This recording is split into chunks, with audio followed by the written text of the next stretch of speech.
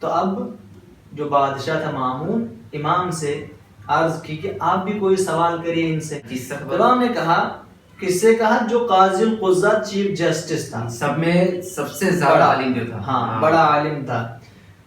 تو کہا کہ میں تم سے سوال کروں گا. کہا بے شک کریے. امام نے کہا مجھے یہ بتاؤ، ایک شخص ہے اور ایک عورت ہے. جی. وہ شخص پر وہ عورت سورج نکلنے سے پہلے حرام تھی، سورج نکلنے کے بعد اس پر حلال ہوئی. اچھا. ظہر کا وقت ہوا پھر سے حرام ہوئی. عصر کا وقت ہوا پھر سے حلال ہوئی. مغرب کا وقت آیا پھر سے حرام ہوئی. عشاء کا وقت آیا پھر سے حلال ہوئی. نصف شب ہوئی پھر سے حرام ہوئی. صبح آئی دوسرے دن کی پھر سے حلال ہوئی. کیا ماجرا ہے؟ سبحان اللہ، اتنا مشکل سوال ہے تو واقعی نا. تو سامنے بڑے بڑے عالم بیٹھے خاموش. سوال مشکل ہے. تو اب بادشاہ نے کہا فرزند رسول آپ ہی بتا دیجئے. جب نہیں کچھ آتا ہے تو جب سامنے والا نے کہہ دیا ہمیں نہیں آ رہا تو آپ ہی بتائیے. جی. تو اب امام نے اس کی وضاحت کی. جی. کہا سن لو کہ اس کا مطلب کیا ہے. کہ ایک شخص ہے اور جو عورت ہے وہ پہلے آزاد تھی. جی. اور مرد بھی الگ تھا، اس پہ نامحرم تھا. نامحرم، ٹھیک.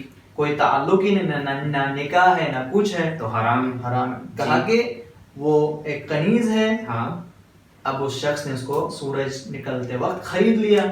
خریدنے سے ملکیت میں آ گئی. جی. خریدنے سے پہلے حرام تھی. کب ظہر کا وقت آیا جی اس کو آزاد کر دیا. اچھا پھر حرام ہو گیا. سبحان اللہ، کیا جواب. جب عصر آیا جی. عصر کا وقت آیا تو اس کے ساتھ نکاح کر لیا. اب پھر سے حلال ہو گئی. کب مغرب کا وقت آیا جی اب اس کے ساتھ زہار کیا.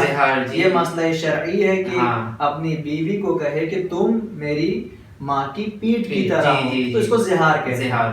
مغرب کے وقت کیا اب حرام پھر سے ہوئی. اب جب عشاء آئی تو اس کا کفارہ دیا. کفارہ ادا کرنے کے بعد عشاء کے وقت پھر سے حلال ہو گئی. اب جب نصف شب ہوئی اس کو طلاق رجعی دے دیا. طلاق رجعی دیا. اب جب صبح ہوئی ہے اس کے ساتھ رجوع کیا. پھر حلال ہو گئی. اب سامنے والوں کو سمجھ میں آئی بات. یہ واقعاً دین الہی کے جاننے